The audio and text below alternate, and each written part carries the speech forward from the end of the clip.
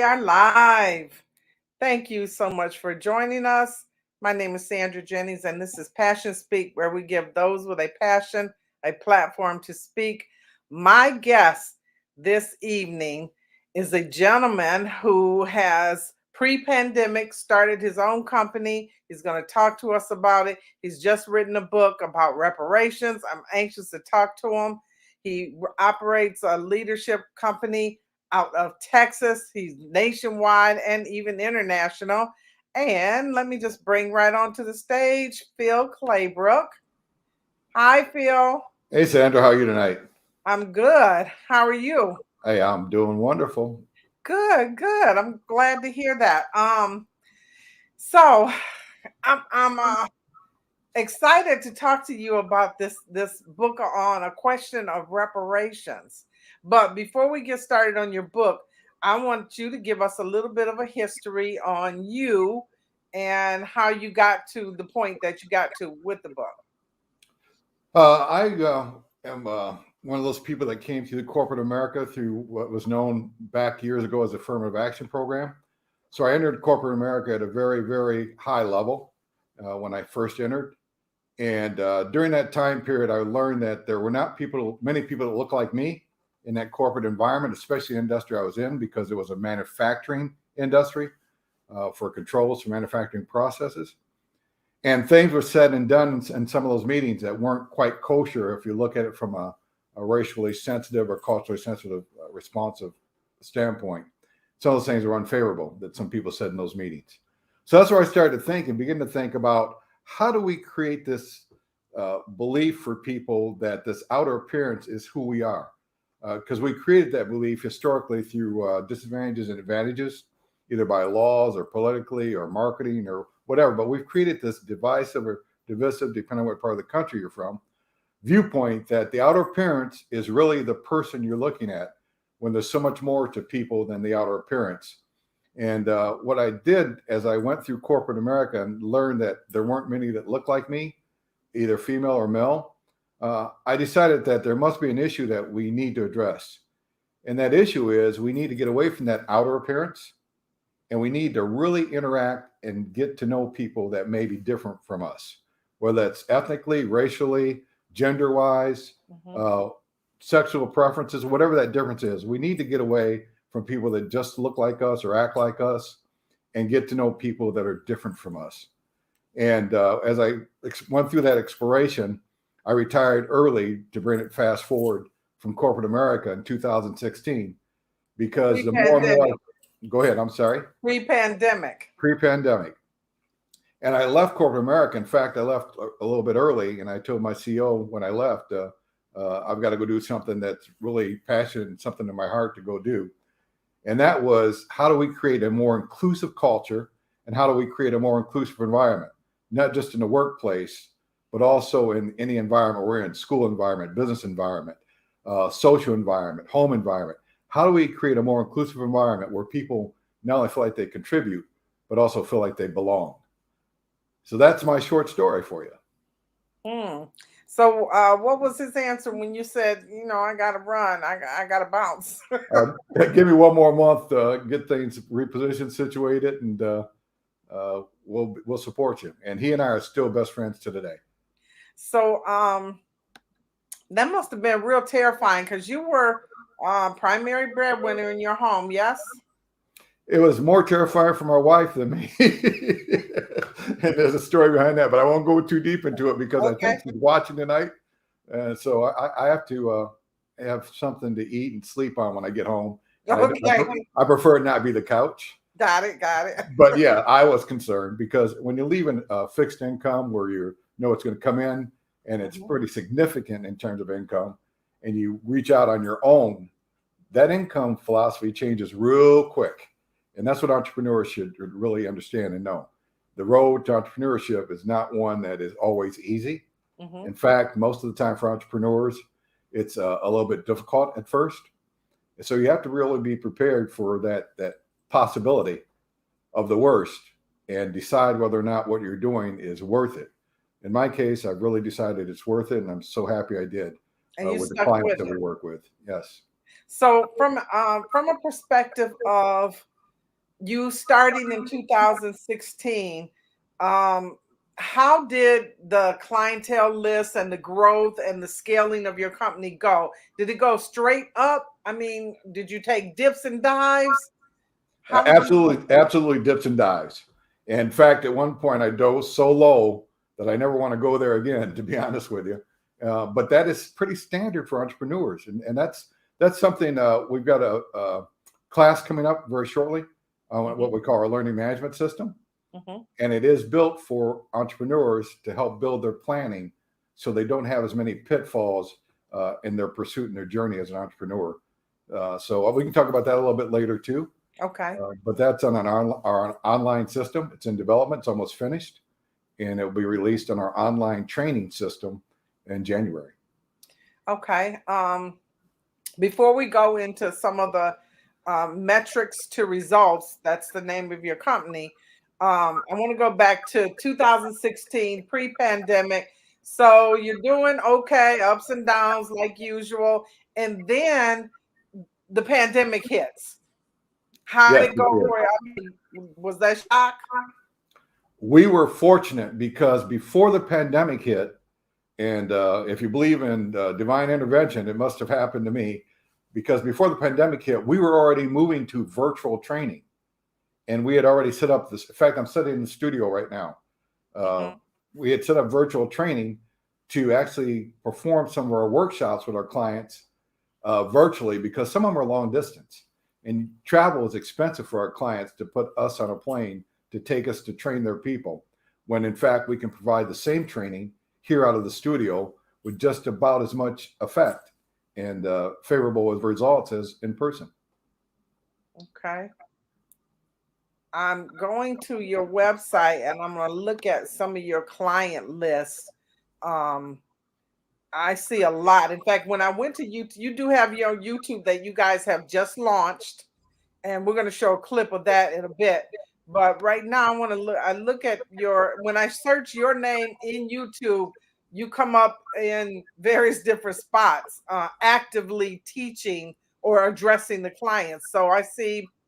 So now you're based in Texas, Yes, we're just and you north of have Dallas. say again. We're just north of Dallas. North of Dallas.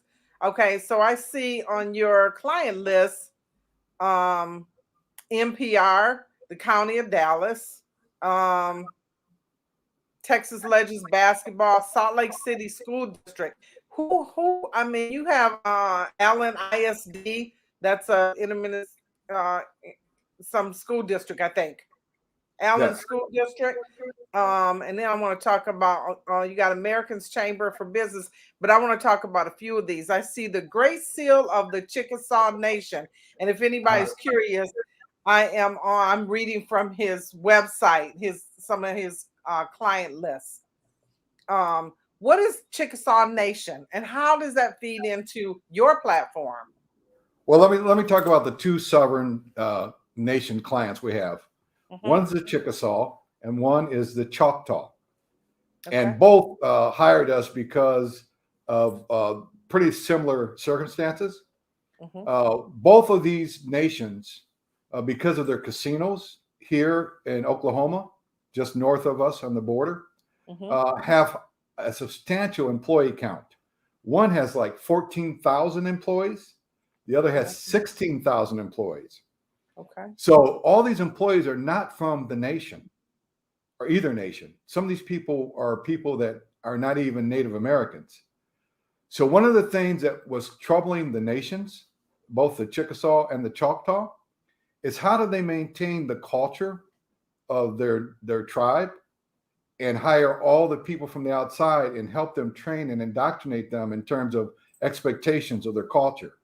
Because both the tribes, both the Choctaw and the Chickasaw, have a spiritual culture, a family culture, and a culture of giving and learning. And they wanted to make sure they incorporated that culture within new hires and people that they bring in the organization. So they actually hired us to train their trainers to perform our programs. Okay. Okay, awesome. I'm actually kind of impressed that that, that the nations would be so progressive. Yes, and I tell you, as a client in a culture, I'm going to say this. I hope my other clients aren't insulted, but as a culture, the two sovereign nations we work with, Mm-hmm. I fit more culturally with than probably any other client because of their beliefs, their values, and the way they see themselves. I really like that. I really like that. We have a comment. Elisa. Hi, Elisa. Thanks for dropping in. She's a friend of mine, Phil, so she oftentimes will drop in as she's passing through and watch some of our broadcasts. I appreciate her and anyone else for that matter. Um, I want to talk about your book because that's what we've been biting at the bit to get to. And I want to do a screen share because I have a clip of you on YouTube that addresses it, kind of intros the book real nice. So I'm just going to play it real quick here. I really like it.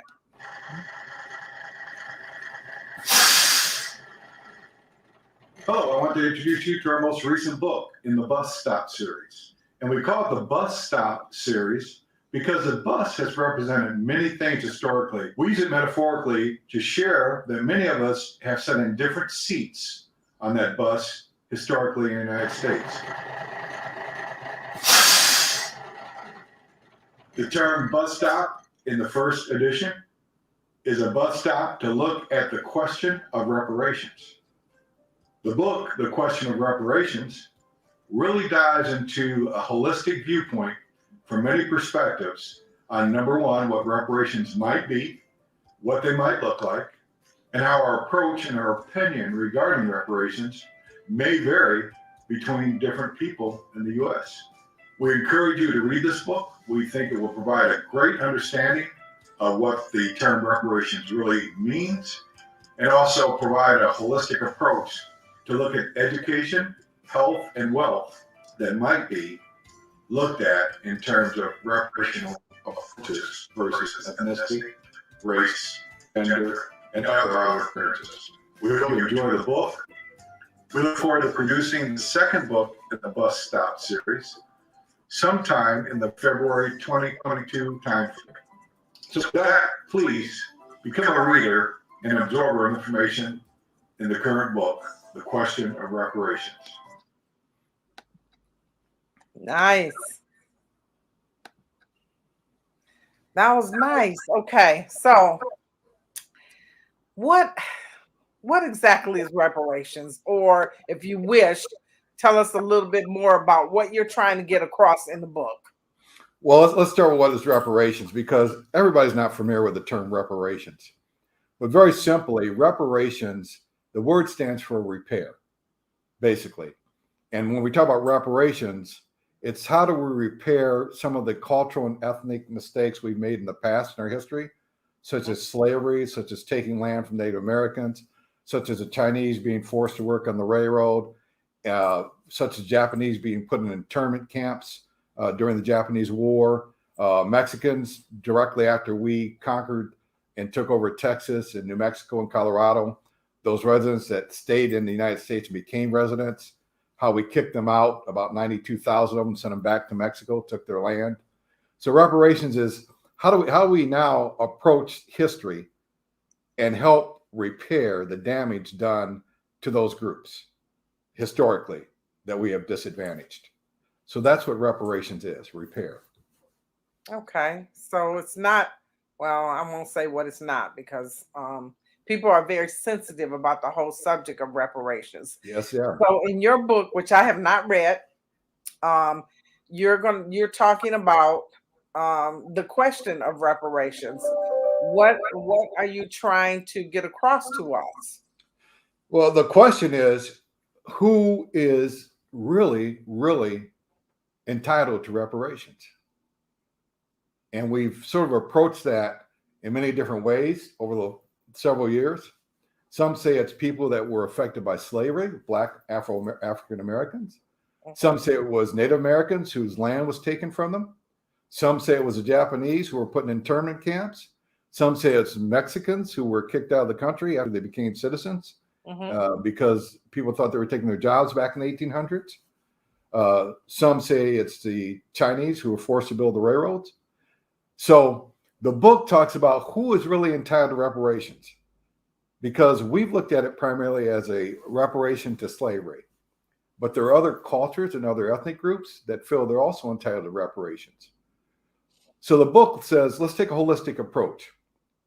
Because when we've looked at reparations in terms of giving the entitled group, ethnically or racially, some type of compensation or some type of money, it has never passed the Senate. It's never passed Congress. It's never been signed by a president. And even though people have protested for reparations. So the book suggests, why don't we take a different approach? Let's not look at ethnicity. Let's not look at race. Let's not look at everything that's happened in past history. Let's look at the current situation of our underserved communities, which is the combination of white Caucasians, Black African Americans, Mexicans, all kinds of people who are economically or socially disadvantaged. And most of those happen to be in urban communities, not the suburban communities and rural communities.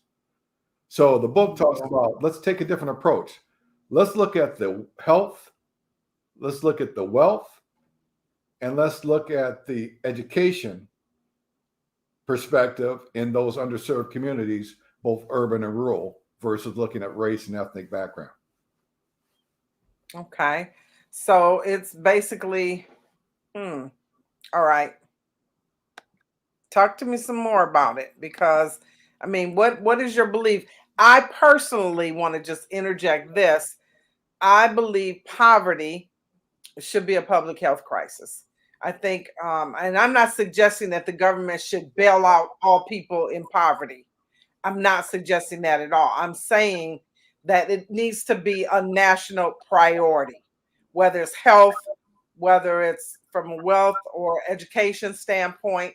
I think that it should rank right up there with opioids, how opioids affects various communities, right?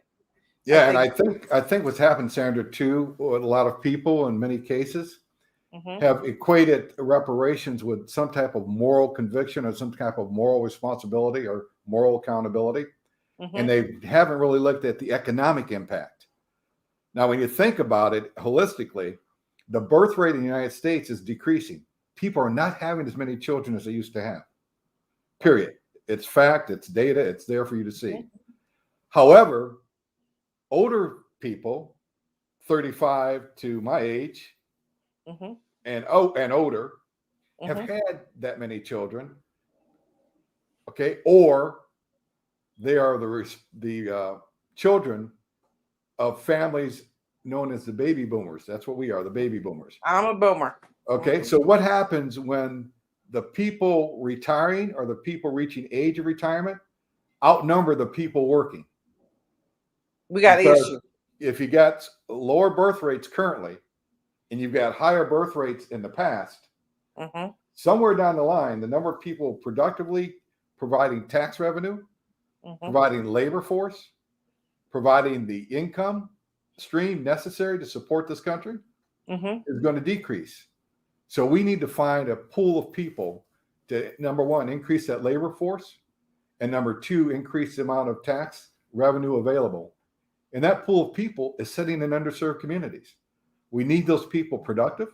We need those people producing income. And we need people less dependent in that area in terms of welfare and entitlement systems. So inclusion is about an economic base.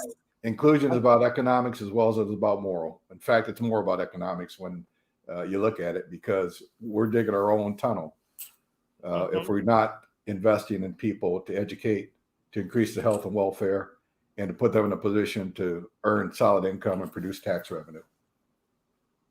Okay. Real quick about back to the question of reparations. There are some ethnic groups who have received reparation packages from the government, like yes, the Japanese did. Say again. The Japanese did it at $20,000 under, I think it's under President Reagan, if I remember correctly. The families that are affected by the internment camps, those families received $20,000 for each family. And then I don't know about other states, but in Michigan, the offspring of some Native American tribes get free tuition. Now, that's not free room and board and tuition, but free tuition in public universities, colleges, and universities. And so I've heard it said that if you just gave free tuition to a population, you could economically turn around that population. Like you wouldn't need welfare programs necessarily. But you're going to talk about welfare programs also, right? Yes. Yeah. And I caution people when they make those statements, though. Even if you make education and health and wealth education available, everybody's not going to really take part in it. And we need to understand that. There are some people, no matter what you do, are not going to take part of it.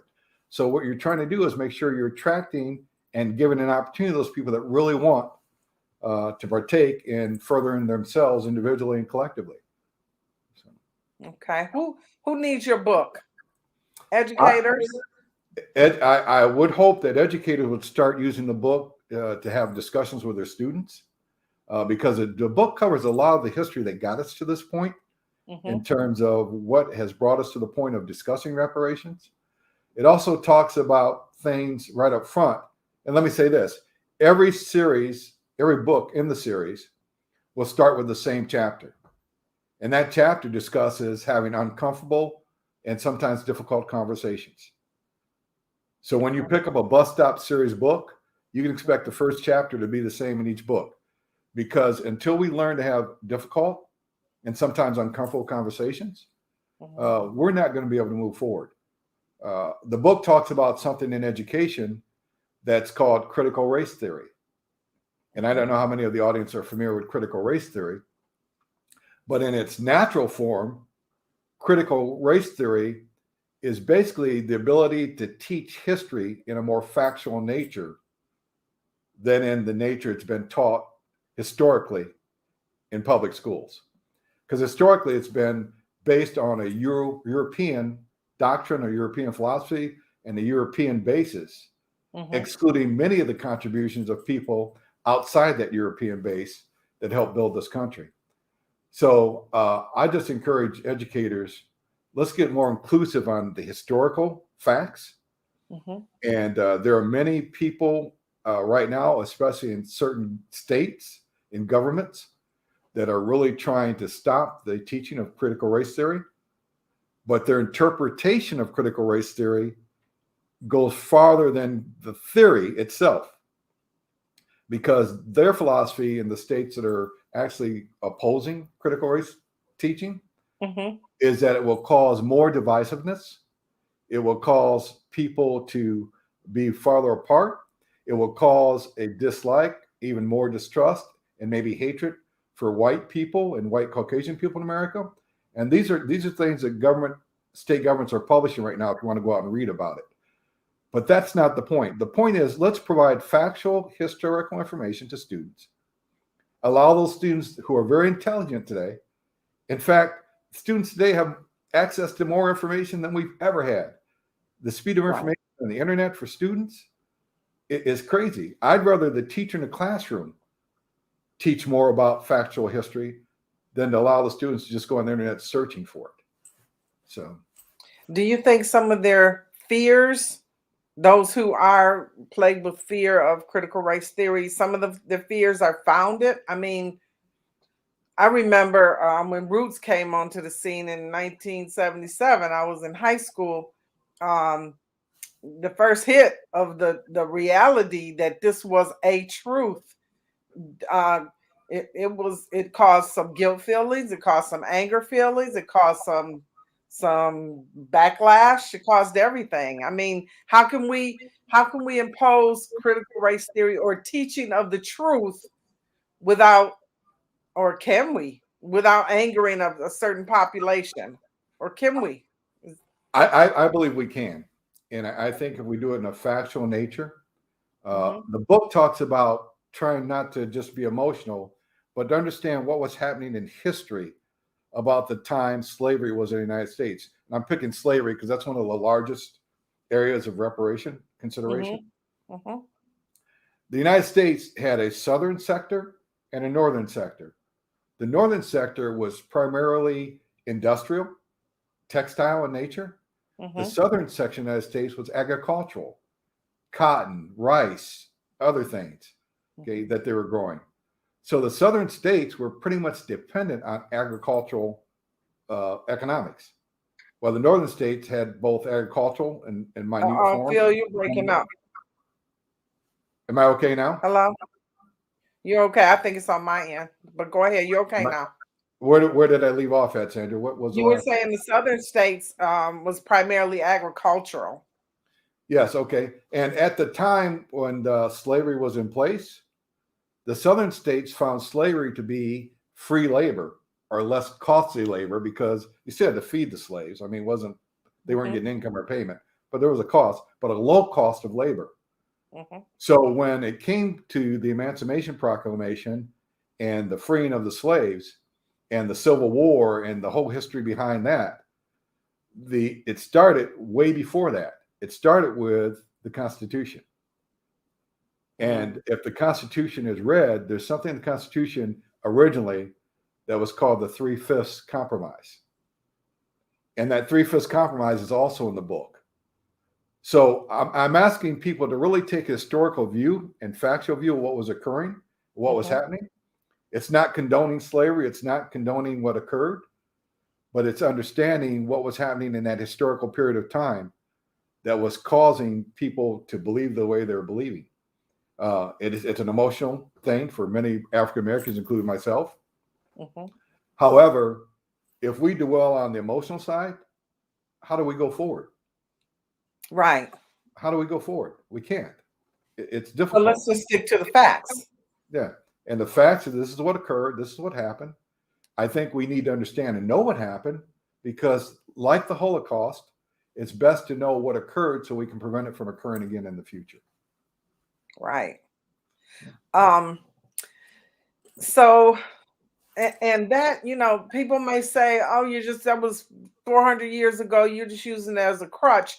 But fast forward to 2021, in light of the transition that we've made with education, with economics, with growth, and with decline, now we're looking at a population that was booming, the baby boomers, and a serious decline in our population. And what are we going to do? We got to tap into, like you say, the untapped markets. And that's where corporate America needs to be listening. Yeah, and that's where I talk a lot to corporate America. How do you create an inclusive environment? Because you got to attract people you weren't attracting before. You've got to have people feel not only contribute, but they feel like they belong when they're in an organization. Because if they don't feel like they belong, your high talent people are going to find a place where they do belong. So your job right now is to grow this talent pool from diverse locations, diverse cultures, diverse people, and make sure those people, when they get in your organization, feel like it's an organization they belong into, culturally fitting and also environmentally fitting. So basically, if corporations are not embracing everybody out there, they are going to be losing. They will not be scaling. That is the bottom line. You will not be scaling. Let's put it this way. They will not get the top of the talent in those diverse markets. Okay. They will be selling for talent that's not the top talent. Okay. So your company, now you've traveled all around the country teaching, speaking on inclusion. And equity, probably, yes. Yeah.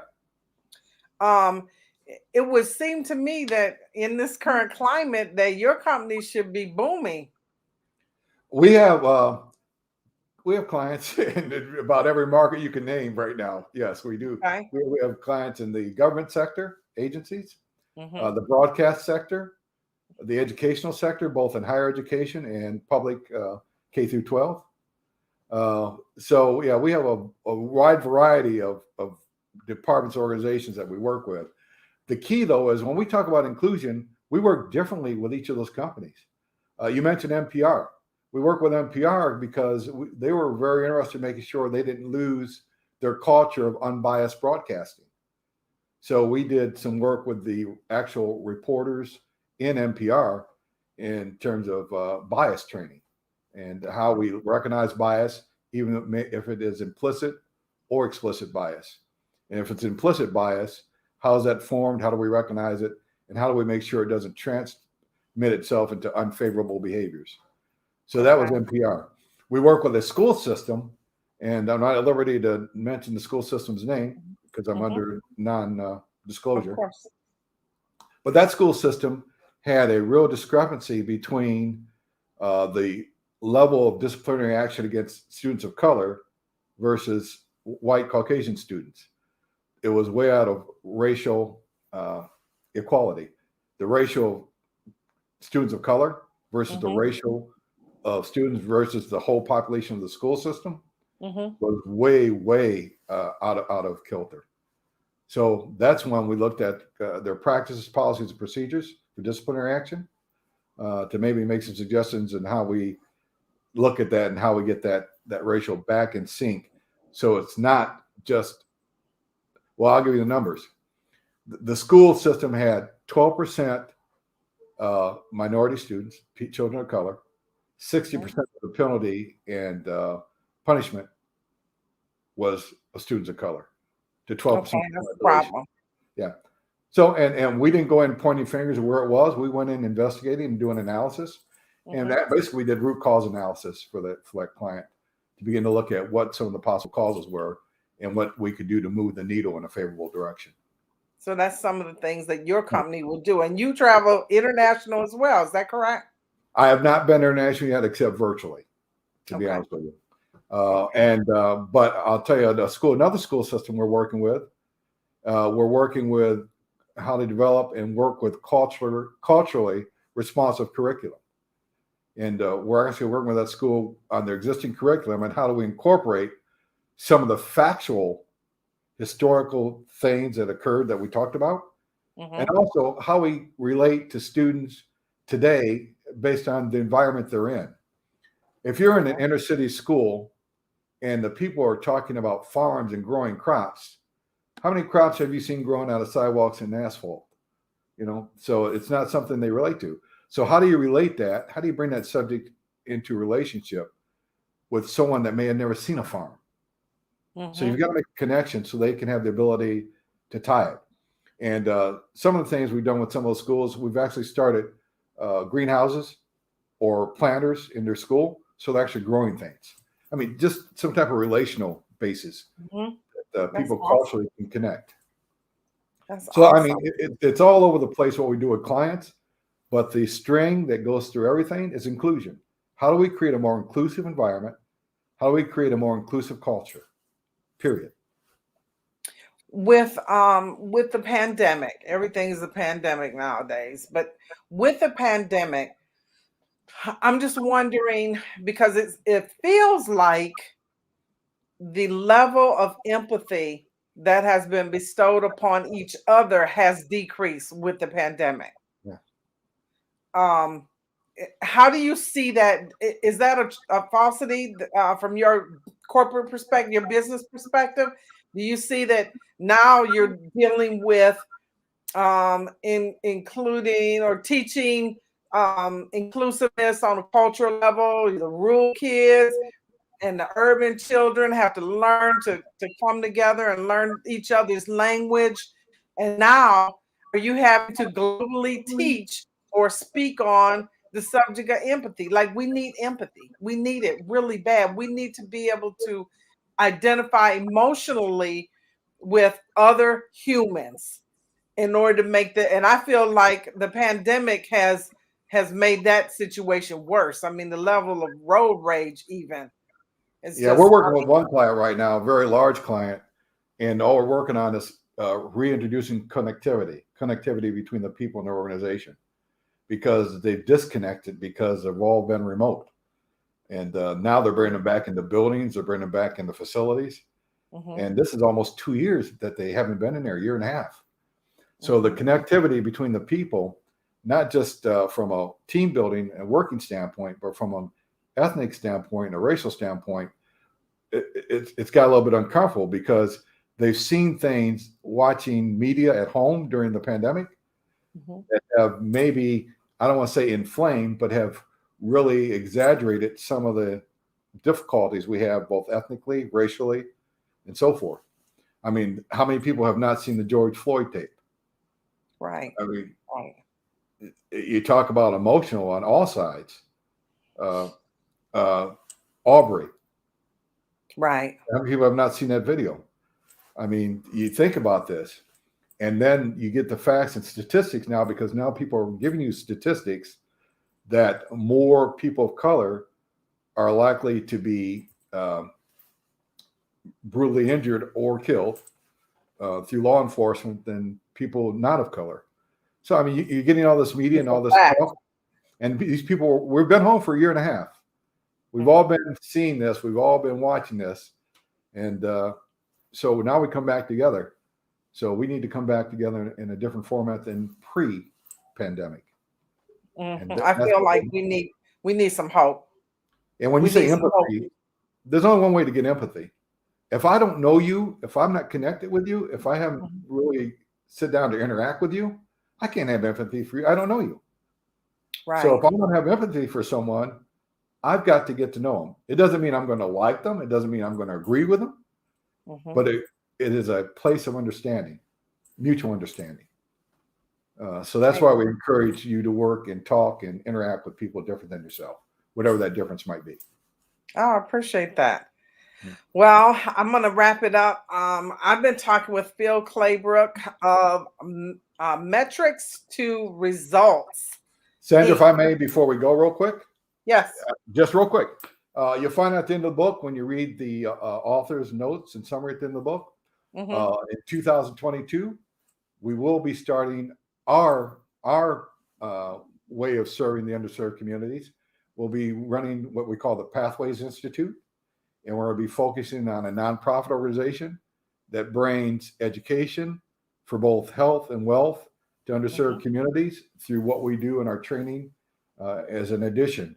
And we're going to set aside a separate nonprofit organization to actually go do that type of training, because it's up to us also, not just to talk, but to act.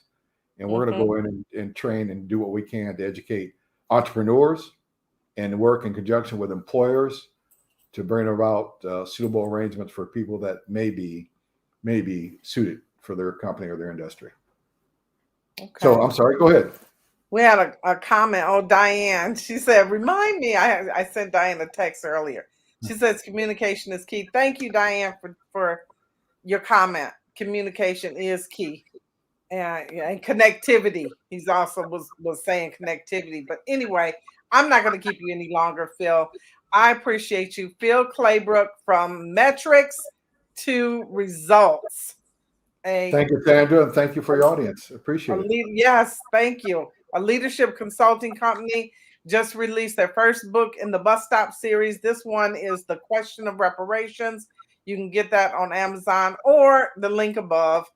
And you've been watching Passion Speak, where we give those with a passion a platform to speak. Connect with Phil. He's also open for collaboration. I reached out to some of my PhD people, comrades that I know, and said he is open for collaboration. I know some inclusion professors that will probably also be open to collaboration. So anyway, thank you, Phil, for your time. I appreciate you, and I appreciate our audience, and we'll see you next time. Have a great evening. Thank you.